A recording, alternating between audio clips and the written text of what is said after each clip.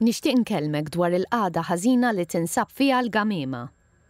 Dan l-asfur gustus ibejjed mal-Ewropa kollha, inkluż fl-Italja, fi Franza, l-Olanda, l-Ġermanja u ħafna pajjiżi oħra. F'kull ħarifa meta t-temp jibda jiksaħ, itiru lejn l-Afrika fejn iqattaw ix-xitwa. Fir-rebbieqa jeħtieġilhom li jmorru lura lejn l-artijiet fejn ibejtu fl-Ewropa u jibdew jivvjaġġaw għal darb'oħra. Ħasra li eluf minnhom qatt ma jirnexxielhom jaslu. Wara li jkunu għadhom kif qasmu d-deżert tas-Sahara u l-Mediterran, l-ewwel art li ħafna gamiem isib hi Malta.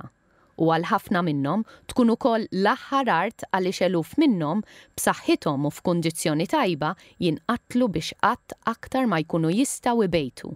Malta hija l-uniku pajjiż Ewropew li jiftaħ staġun tal-kaċċa fir-rebbieqa għal dawn l-asafar. Il-popolazzjoni Ewropea tal-gamiema naqset b'74%.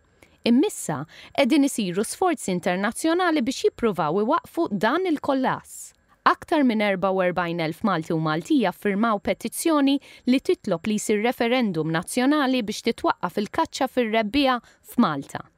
Issa BirdLife Malta teħtieġ l-għajnuna biex tiġbor fondi sabiex turi għala Malta hi daqstant importanti għal gamiem u għaliex il-kaċċa fir-rebbieqa hi problema daqstant kbira. Aktar ma jkollna fondi, aktar nkunu nistgħu nfissru lil poplu Malti għala għandhom jivvutaw biex titwaqqaf il-kaċċa fir-rebbieqa u hekk jgħinu biex isalvaw il-gamiema. Jekk jogħġbok għajna billi tagħti appoġġ lil din il-kampanja.